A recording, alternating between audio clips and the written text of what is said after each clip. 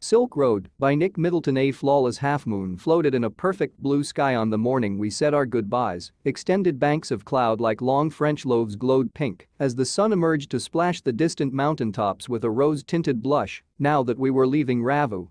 Lamo said she wanted to give me a farewell present. One evening I'd told her through Daniel that I was heading towards Mount Kailash to complete the Korah, and she'd said that I ought to get some warmer clothes after ducking back into her tent.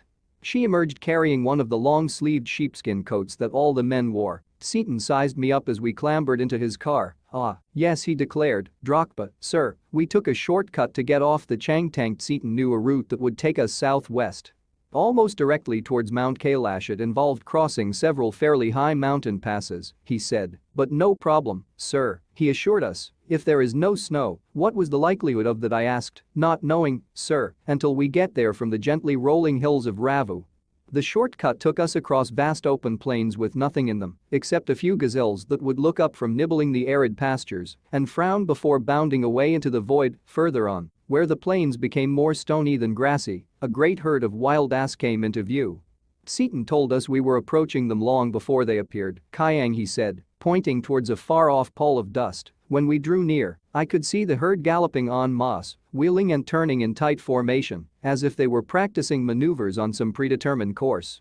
Plumes of dust billowed into the crisp, clean air as hills started to push up once more from the rocky wilderness. We passed solitary Drakpas tending their flocks, sometimes men, sometimes women. These well-wrapped figures would pause and stare at our car, occasionally waving as we passed.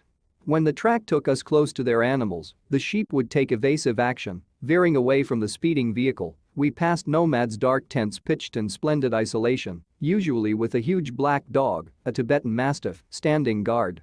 These beasts would cock their great big heads when they became aware of our approach and fix us in their sights. As we continued to draw closer, they would explode into action, speeding directly towards us, like a bullet from a gun and nearly as fast. These shaggy monsters, blacker than the darkest night, usually wore bright red collars and barked furiously with massive jaws. They were completely fearless of our vehicle, shooting straight into our path, causing Seaton to brake and swerve. The dog would make chase for 100 meters or so before easing off. Having seen us off the property, it wasn't difficult to understand why ferocious Tibetan Mastiffs became popular in China's imperial courts as hunting dogs, brought along the Silk Road in ancient times as tribute from Tibet. By now we could see snow-capped mountains gathering on the horizon. We entered a valley where the river was wide and mostly clogged with ice, brilliant white and glinting in the sunshine. The trail hugged its bank, twisting with the meanders as we gradually gained height, and the valley sides closed in. The turns became sharper and the ride bumpier. Seaton now in third gear as we continued to climb. The track moved away from the icy river, laboring through steeper slopes that sported big rocks daubed with patches of bright orange lichen. Beneath the rocks, hunks of snow clung on in the near permanent shade. I felt the pressure building up in my ears, held my nose, snorted and cleared them. We struggled round another tight bend, and Seaton stopped. He had opened his door and jumped out of his seat before I realized what was going on. "Snow," said Daniel as he too exited the vehicle. Letting in a breath of cold air as he did so, a swathe of the white stuff lay across the track in front of us, stretching for maybe 15 meters before it petered out and the dirt trail reappeared. The snow continued on either side of us, smoothing the abrupt bank on the upslope side. The bank was too steep for our vehicle to scale, so there was no way around the snow patch. I joined Daniel as Seaton stepped onto the encrusted snow and began to slither and slide forward, stamping his foot from time to time to ascertain how sturdy it was. I looked at my wristwatch. We were at 5,210 meters above sea level. The snow didn't look too deep to me, but the danger wasn't its depth, Daniel said, so much as its icy top layer. If we slip off, the car could turn over, he suggested. As we saw Seaton grab handfuls of dirt and fling them across the frozen surface. We both pitched in and, when the snow was spread with soil, Daniel and I stayed out of the vehicle to lighten Seaton's load. He backed up and drove towards the dirty snow, eased the car onto its icy surface, and slowly drove its length without apparent difficulty. 10 minutes later, we stopped at another blockage. "Not good," Sir Seaton announced as he jumped out again to survey the scene. This time he decided to try and drive round the snow. The slope was steep and studded with major rocks, but somehow Seaton negotiated them. His four-wheel drive vehicle lurching from one obstacle to the next. In so doing, he cut off one of the hairpin bends, regaining the trail further up where the snow had not drifted. I checked my watch again as we continued to climb in the bright sunshine. We crept past 5,400 meters, and my head began to throb horribly. I took gulps from my water bottle, which is supposed to help a rapid ascent. We finally reached the top of the pass at 5,515 meters. It was marked by a large cairn of rocks, festooned with white silk scarves and ragged prayer flags. We all took a turn round the cairn, in a clockwise direction as is the tradition, and Seaton checked the tires on his vehicle. He stopped at the petrol tank and partially unscrewed the top, which emitted a loud hiss. The lower atmospheric pressure was allowing the fuel to expand. It sounded dangerous to me, maybe, Sir Seaton laughed, but no smoking. My headache soon cleared as we careered down the other side of the pass. It was 2 o'clock by the time we stopped for lunch. We ate hot noodles inside a long canvas tent. Part of a work camp erected beside a dry salt lake, the plateau is pockmarked with salt flats and brackish lakes, vestiges of the Tethys Ocean which bordered Tibet before the great continental collision that lifted it skyward. This one was a hive of activity. Men with pickaxes and shovels trudging back and forth in their long sheepskin coats and salt-encrusted boots, all wore sunglasses against the glare as a steady stream of blue trucks emerged from the blindingly white lake laden with piles of salt. By late afternoon we had reached the small town of Hor, back on the main east-west highway that followed the old trade route from Lhasa to Kashmir. Daniel, who was returning to Lhasa, found a ride in a truck, so Seaton and I bade him farewell outside a tire repair shop. We had suffered 2 punctures in quick succession on the drive down from the Salt Lake, and Seaton was eager to have them fixed since they left him with no spares. Besides, the second tire he'd changed had been replaced by one that was as smooth as my bald head. Har was a grim, miserable place. There was no vegetation whatsoever, just dust and rocks, liberally scattered with years of accumulated refuse, which was unfortunate given that the town sat on the shore of Lake Manassarovar, Tibet's most venerated stretch of water. Ancient Hindu and Buddhist cosmology pinpoints Manassarovar as the source of 4 great Indian rivers. The Indus, the Ganges, the Sutlej and the Brahmaputra. Actually only the Sutlej flows from the lake, but the headwaters of the others all rise nearby on the flanks of Mount Kailash. We were within striking distance of the great mountain, and I was eager to forge ahead, but I had to wait. Seaton told me to go and drink some tea in Hor's only cafe, which, like all the other buildings in town, was constructed from badly painted concrete and had 3 broken windows. The good view of the lake through one of them helped to compensate for the draft. I was served by a Chinese youth in military uniform who spread the grease around on my table with a filthy rag before bringing me a glass and a thermos of tea. Half an hour later, Seaton relieved me from my solitary confinement, and we drove past a lot more rocks and rubbish westwards out of town towards Mount Kailash. My experience in Hor came as a stark contrast to accounts I'd read of earlier travelers' first encounters with Lake Manassarovar. Eki Kawaguchi, a Japanese monk who had arrived there in 1900, was so moved by the sanctity of the lake that he burst into tears. A couple of years later, the hallowed waters had a similar effect on Sven Hedin, a Swede who wasn't prone to sentimental outbursts. It was dark by the time we finally left again, and after 10:30 p.m., we drew up outside a guest house in Darchen for what turned out to be another troubled night. Kicking around in the open-air rubbish dump that passed for the town of Hor had set off my cold once more. Though if truth be told it had never quite disappeared with my herbal tea, one of my nostrils was blocked again, and as I lay down to sleep, I wasn't convinced that the other would provide me with sufficient oxygen. My watch told me I was at 4,760 meters. It wasn't much higher than Ravu.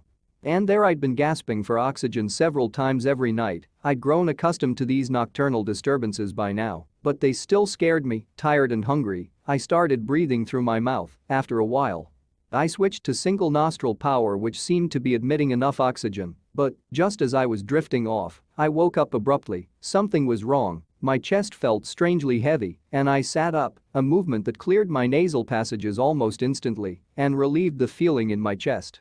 Curious, I thought. I lay back down and tried again. Same result. I was on the point of disappearing into the land of Nod when something told me not to. It must have been those emergency electrical impulses again, but this was not the same as on previous occasions. This time, I wasn't gasping for breath. I was simply not allowed to go to sleep. Sitting up once more immediately made me feel better. I could breathe freely, and my chest felt fine, but as soon as I lay down, my sinuses filled and my chest was hot. I tried propping myself upright against a wall. But now I couldn't manage to relax enough to drop off. I couldn't put my finger on the reason, but I was afraid to go to sleep. A little voice inside me was saying that if I did, I might never wake up again, so I stayed awake all night.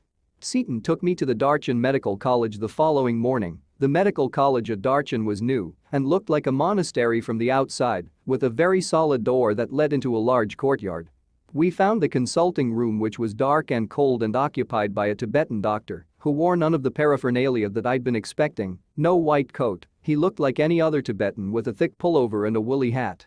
When I explained my sleepless symptoms and my sudden aversion to lying down, he shot me a few questions while feeling the veins in my wrist. "It's a cold," he said finally through Seton. "A cold and the effects of altitude. I'll give you something for it." I asked him if he thought I'd recover enough to be able to do the Kora. "Oh yes," he said, "you'll be fine." I walked out of the medical college clutching a brown envelope stuffed with 15 screws of paper. I had a 5-day course of Tibetan medicine which I started right away. I opened an after-breakfast package and found it contained a brown powder that I had to take with hot water. It tasted just like cinnamon. The contents of the lunchtime and bedtime packages were less obviously identifiable. Both contained small, spherical brown pellets. They looked suspiciously like sheep dung, but of course I took them. That night, after my first full day's course, I slept very soundly, like a log, not a dead man. Once he saw that I was going to live, Seton left me to return to Lhasa as a Buddhist, he told me. He knew that it didn't really matter if I passed away, but he thought it would be bad for business. Darchin didn't look so horrible after a good night's sleep. It was still dusty, partially derelict and punctuated by heaps of rubble and refuse. But the sun shone brilliantly in a clear blue sky, and the outlook across the plain to the south gave me a vision of the Himalayas, commanded by a huge snow-capped mountain, Gurla Mandata, with just a wisp of cloud suspended over its summit. The town had a couple of rudimentary general stores selling Chinese cigarettes, soap and other basic provisions, as well as the usual strings of prayer flags. In front of one, men gathered in the afternoon for a game of pool, the battered table looking supremely incongruous in the open air. While nearby women washed their long hair in the icy water of a narrow brook that babbled down past my guest house, Darchin felt relaxed and unhurried, but, for me, it came with a significant drawback: there were no pilgrims. I'd been told that at the height of the pilgrimage season. The town was bustling with visitors, many brought their own accommodation, enlarging the settlement round its edges as they set up their tents which spilled down onto the plain. I'd timed my arrival for the beginning of the season, but it seemed I was too early. One afternoon I sat pondering my options over a glass of tea in Darchin's only cafe. After a little consideration, I concluded they were severely limited. Clearly I hadn't made much progress with my self-help program on positive thinking. In my defense, it hadn't been easy with all my sleeping difficulties, but however I looked at it, I could only wait. The pilgrimage trail was well trodden, but I didn't fancy doing it alone. The Kora was seasonal because parts of the route were liable to blockage by snow. I had no idea whether or not the snow had cleared, but I wasn't encouraged by the chunks of dirty ice that still clung to the banks of Darchin's brook. Since Seton had left, I hadn't come across anyone in Darchin with enough English to answer even this most basic question, until, that is, I met Norbu. The cafe was small, dark and cavernous, with a long metal stove that ran down the middle. The walls and ceiling were wreathed in sheets of multicolored plastic, of the striped variety broad blue, red, and white that is made into stout voluminous shopping bags sold all over China. And in many other countries of Asia as well as Europe. As such, plastic must rate as one of China's most successful exports along the Silk Road today. The cafe had a single window beside which I'd taken up position so that I could see the pages of my notebook. I'd also brought a novel with me to help pass the time. Norbu saw my book when he came in and asked with a gesture if he could sit opposite me at my rickety table. "You English?"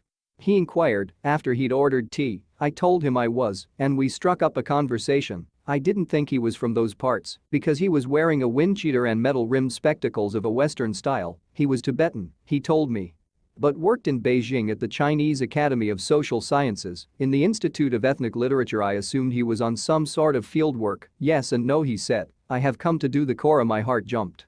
Norbu had been writing academic papers about the Kailash Kora and its importance in various works of Buddhist literature for many years, he told me, but he had never actually done it himself. When the time came for me to tell him what brought me to Darchin, his eyes lit up. "We could be a team," he said excitedly. "Two academics who have escaped from the library." Perhaps my positive thinking strategy was working after all. My initial relief at meeting Norbu, who was also staying in the guest house, was tempered by the realization that he was almost as ill-equipped as I was for the pilgrimage. He kept telling me how fat he was and how hard it was going to be. Very high up he kept reminding me, so tiresome to walk he wasn't really a practicing Buddhist, it transpired.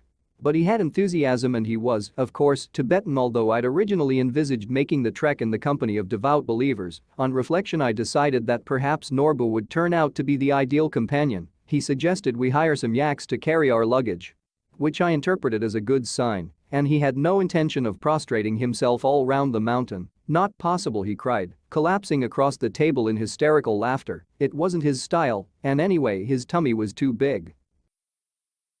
Don't leave without giving a like to this video. And please subscribe to my channel to support my work. As always, thanks for watching. Bye bye.